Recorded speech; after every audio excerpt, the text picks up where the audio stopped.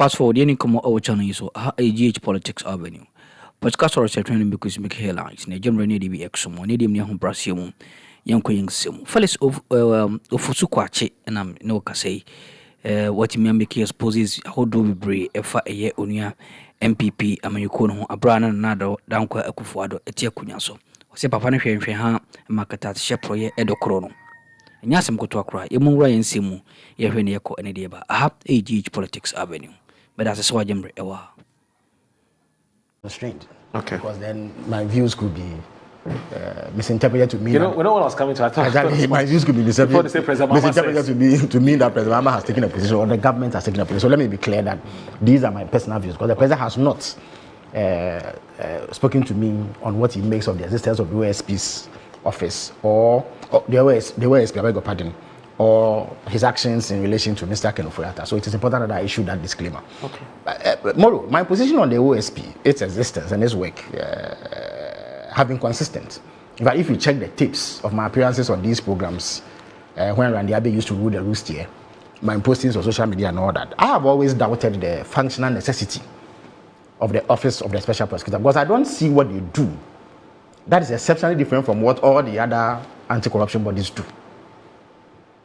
And I also think that the thinking that went into the OSP and the setting up of that office was a bit partisan, even though the texter disagrees. I suspect, and it panned out. She's actually a staff of OSP. Well, not a problem. Not a problem. Of course, you can expect her to mount a robust defense, and she's entitled to do so. The OSP has a right to fend off public criticism and set the record straight if he believes that he's being misrepresented. But I was of the view from the very day that President Akuffo broached the idea of the OSP that this thing was not going to work. Because it was obvious from the very onset that President Akuffo simply wanted to tap into the angst of Mr. Martin Amidu against the NDC to deal with political opponents. And it played out clearly. Because in the run-up to the 2016 elections, Mr. Martin Amidu had fought the NDC on various matters. He was dissatisfied about perceived mistreatment about the NDC. So he went to town on a number of things. And President Akuffo, as a skilled political operator, wanted to tap into this to deal with his political opponents. So the OSP was not really set up properly. In fact, Mr. Martin Amidu, in no time, began to complain about the lack of resources and how spokes were being put in his wheels and what have you. So it was obvious that the intent was not properly couched and the intent was not as noble as we thought it should be. So very soon they ran into difficulties. Somehow, Mr. Martin Amidu turned his guns on the very administration that appointed him. So somehow he was kicked out. Indeed, I remember his rambling resignation letter in which he accused President Akuffo of being the mother serpent of corruption and all manner of accusations that he leveled against President Akuffo and his government. When he did his opinion on the SML deal, I believe. Yeah, he said some pretty damning things about the government of the day. So it began to fall apart at the time. Somehow he left office under a haze, under a cloud that has yet not been fully explained. Then came in Mr. Kwakye Jabin. No sooner had his name emerged than reports surfaced that he was essentially a protege of Gabi Ochedaku, who was trying to foist him on the OSP, as it were, to guard the post and ensure that nothing meaningful is done in the cases of corruption. That has not been helped by the fact that the OSP has little to show for the 5 or 6 years that it's been around in terms of convictions and, solid outcomes that you can put a finger on and use it as justification for the existence of the office. Because mind you, they get quite a lot of funding. I believe that they perhaps even get more funding than the Attorney General office itself. There have also been complaints about how the OSP himself has carried himself. There have been complaints about the airs around him, the sort of vehicles that he uses, the way that he moves in town, the behavior of operatives around him. And these concerns have been raised. You understand me? So it has fed into a certain perception that this is perhaps a creation that was not needed in the first place, and that it has become an inconvenience more than a necessary evil to address the specter of corruption. And it must be what? You see, public perception is extremely important. You find that in recent times too, several people have criticized the OSP for delivering very little as compared to the resources that he has received. And then some too have questioned his posturing on some of the issues that have come to the fore. Some have even questioned why he publishes mugshots of suspects who have been arrested or detained for any number of offenses. So there are significant issues that must be addressed. Okay. There's also a clear conflict between his office and the Attorney General, because sometimes even in the selection of cases as to which matters must be handled by the OSP and which ones must be handled by the Attorney General, it's murky. Look, the Attorney General has a record of, and I'm talking about Attorney Generals in both parties, they have a record of more convictions than the OSP has ever done. Yeah. There were convictions under all the governments that we've seen. The OSP is here to provide evidence of a significant conviction. I saw the conviction of somebody who was fined some amount of money or something like that. Very insignificant development. So people are beginning to question its function, necessity, and its relevance. Now, in respect of Mr. Kenufo-Yatta, there's a certain feeling that he is stalling. And that there are even people who suspect that his whole entry into that fray was to actually protect Mr. Foyata, pretend to be doing something, stall the process, and prevent other institutions from laying hands on Mr. Foyata. Because once the OSP is seized with the matter, it makes it difficult to go after him, at least on the same matter that the OSP is investigating, because then the issue of double jeopardy may arise. There are people who hold that notion. And it has not been helped by revelations from the Attorney General's office that the sort of cooperation that they expect from the OSP has not come to the fore. Indeed, the Deputy Attorney General had cause to recount that. The Attorney General himself also publicly expressed dissatisfaction about the level of cooperation that they are receiving from the OSP. So it creates a difficulty. It creates serious credibility problems for the OSP. Okay. As to whether or not that office should be scrapped, people have stated their views. But I think that some way, somehow, some conclusion has to be drawn on this particular matter. Because we can't have an organization that is proving to be counterproductive. Truly speaking, what is it that the OSP is doing that the Attorney General cannot do? In fact, under President Mahama, I spoke about what he did in the National Service case. President Mahama appointed the then Director General. The name, unfortunately, has escaped me. And appointed a number of district directors for the NSS. About 100 of them were put before court. In fact, the most famous instance is Mr. Abu Gapele. Paul mentioned the issue of Malamisa. Malamisa was essentially a PNC person who was loaned to the NPP. But if you want an instance of a president who has prosecuted one of his own, and if you know the relationship between Mr. Abu Gapele and President Mahama, you would appreciate the difficulty inherent in prosecuting somebody like that. But President Mahama put him before court. Of course, he could not finish the prosecution before he left office because he was voted out of office. The NPP continued it and secured conviction. But President Mahama is the one who started the case. The case of Victoria Hammer. President Mahama fired him over what many people believe to be a flimsy premise for saying essentially he was engaged in gossip with a colleague. That's all that it was. He hadn't stolen anything. He had not actually declared an intention to steal anything. He only said that if he doesn't have $1 million in his account, he will not engage a woman who he believes to be ahead of her, she believes to be ahead of her in politics. That's what David Tuyama said. And within 24 hours of that development, she was fired from office. So it is possible for a president to take stern action. Indeed, there are two notable personalities in the NDC, people in the top hierarchy of the NDC, who are under investigation for alleged involvement in illegal mining. And this is under an NDC president. So I don't believe that a president is immobilized from taking action against persons belonging to his party or government necessarily. I think that it is a matter of political. You see, the ultimate check on all of this is the Ghanaian public. Ultimately, you render accounts. If they perceive that you are shielding political cronies and members of your government, they will take action against you as they did against President Akuffo. But is the cure to that the OSP? I am doubtful at this moment because of the outcome that we've achieved. Management was magnanimous and generous enough to dash to give us some 10 more minutes. And so let's see how we can make use of it. So it's about, so this is hardcore politics. I mean MPP politics. So we're told some 63 MPP MPs have thrown their weight behind Dr. Mahmoud Bawumia. I don't know what the significance or importance of this is, but Paul, I know you're very passionate about issues like, I'm not talking about just the MPP issues, but politics general. I mean, yes, he still has it. He must disclose it on this program. Exclusive. Because technically he would declare. Exclusive, exactly. He was declared. He's hedging a bit too. And not care where the chips, may fall. But maybe at some point he will. No, he must do it today. He must do it today. I don't know what is preventing him from doing so. So Paul, Clinton in the Monica Lewinsky issue, they had appointed what they call a special investigator. His name was Kenneth Starr. And this issue of appointing a special investigator to look at a matter that concerned an important person appears to be the idea which was being toyed with that then eventually gave birth to the special prosecutor. There were conversations at the time whether the appointment of a special investigator should be looked at. Now, some of these conversations even began earlier. The decoupling of the Office of the Attorney General from the Minister of Justice. Early in the 2000s, there was a big conversation. And the MPP itself, sometime in the Akuffo era, in fact, the MPP before the 2000 election had felt and argued with the Obed-Asamoah situation that, the Obed-Asamoah situation that he should not be one person Attorney General, one person Attorney General and the same person as a Minister for Justice, because the Attorney General ought to be looked as the UK's Attorney General. Lord Goldsmith, who was the UK's Attorney General, and Tony Blair, whom I interviewed. Incidentally, the interview was set up by Betty Moldidrisu. She was at that time head of legal at Commonwealth.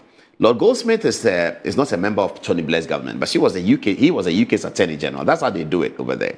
The Minister for Justice is a member of the government, is a politician. The Attorney General is responsible for prosecution. So like the Commission for Human Rights and Administrative Justice, he's appointed by the president, but he's not a political actor. And so he's thought to be independent. So all of these ideas have come through constitutional development, through civil society. IEA has held conferences on whether we should decouple the Office of the Attorney General and all of that. Somehow, politicians in opposition that I've seen are happy with the decoupling. When they come to government, they do not want to decouple. That has been the trend. So Nana Akufo-Addo was burdened to demonstrate his commitment to dealing with corruption, even with people who are in his government.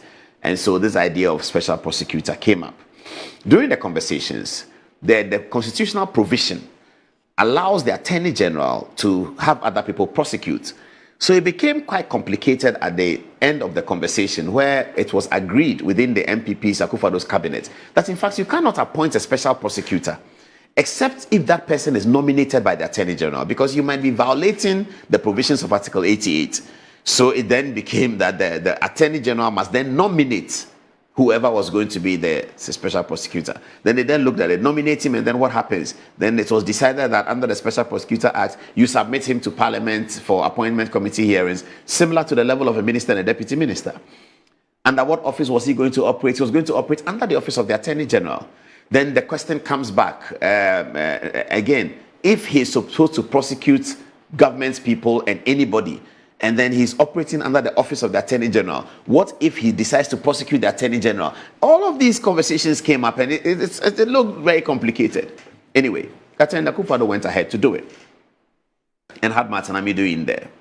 And then the difficulty started. Martin Amidu was looking for some information. He wanted to prosecute the Japa situation. Akufo-Addo felt that he had not done obeisance to the all-the-time part-time rule. He hadn't spoken to Ken Ofori-Atta. All of these things, Martin Amidu resigned.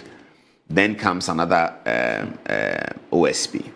Currently, if you look at the conversation going on, whereas the activities of the OSP, especially related to Cecilia Dapa and others, may have given an impetus to the NDC's concern and campaign about MPP's corruption, it would appear that some of the key actors in the NDC, for one reason or the other, are not happy with the OSP. It's not, as you said, it's not clear whether it's the office they are not happy with or it's the actors that they are not happy with.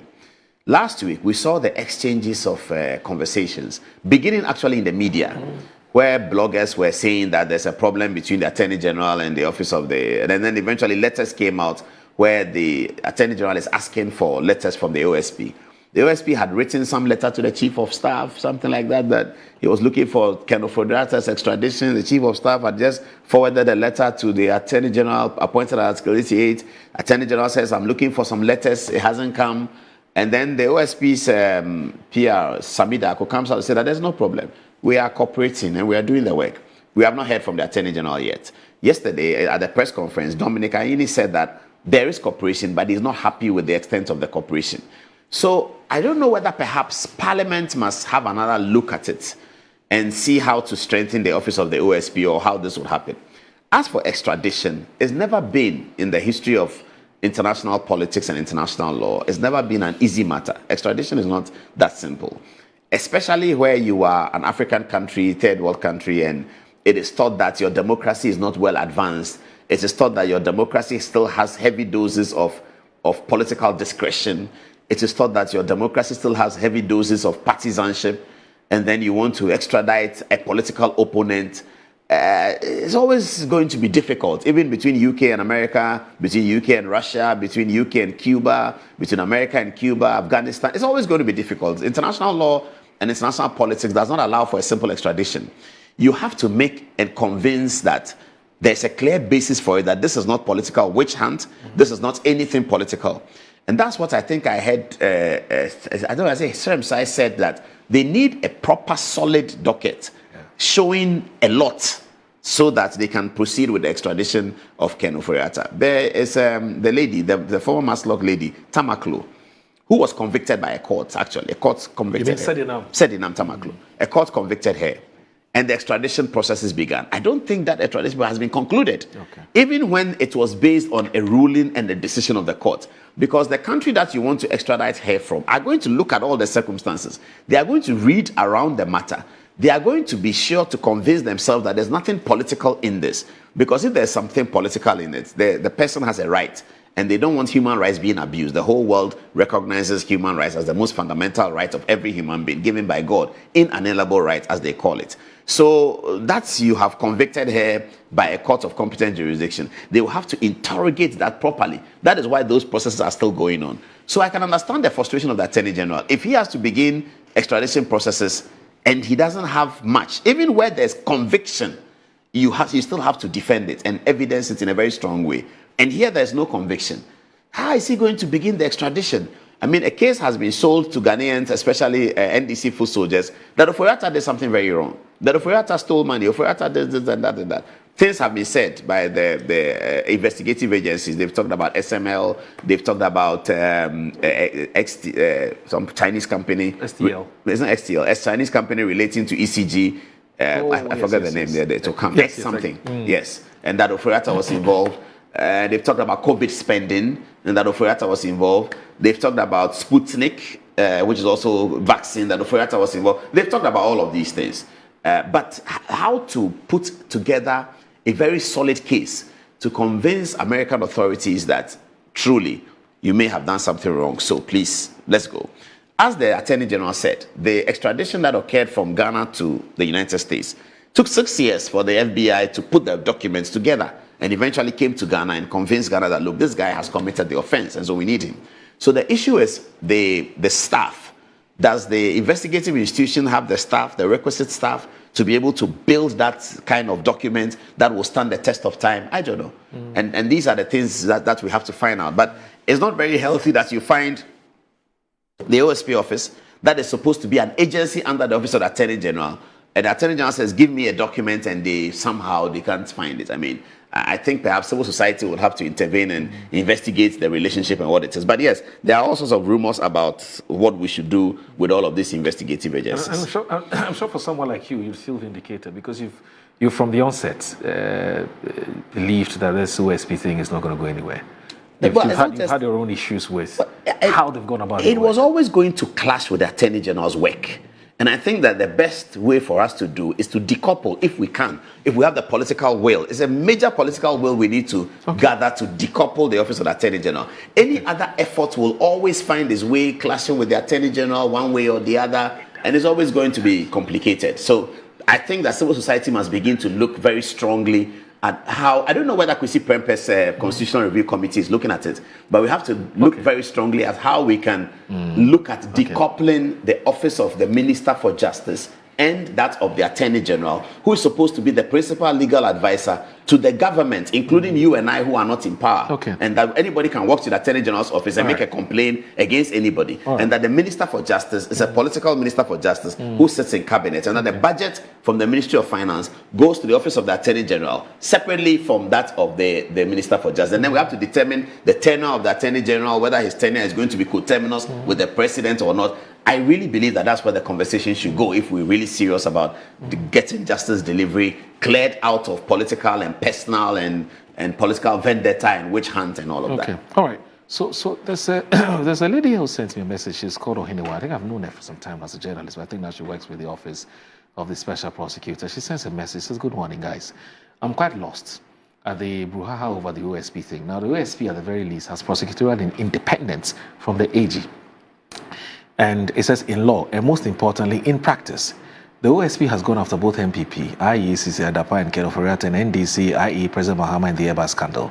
This, for me, at least reflects a willingness of the current OSP leadership to a Ghana line instead of partisan line. Now, while the OSP may be working based on powers shaved off for them from the AG, unlike Yoko and police, the OSP does not go to the AG for approval before commencing prosecution. This is the independence that makes the office relevant. We should be careful not to join the tentacles of a cabal that wants the special prosecutor and or the office gone so that they could create loot and share.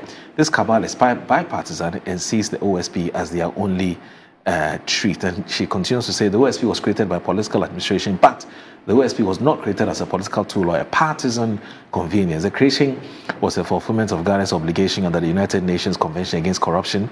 Article 6 of the convention calls on state parties to establish bodies that prevent corruption, while Article 36 mandates the creation of specialized and independent authorities with a responsibility to combat corruption through law enforcement. Ohenwa, thanks for sending that message. Yes, I don't know what you make of this. Yes, let me be clear here. As someone who speaks for the president, often I'm we and some who a course or channel so I'm not so jimre. That's an so body, no. Eddie, don't be a dominion. Only ever some ballroom near some year. Ha, a huge politics avenue.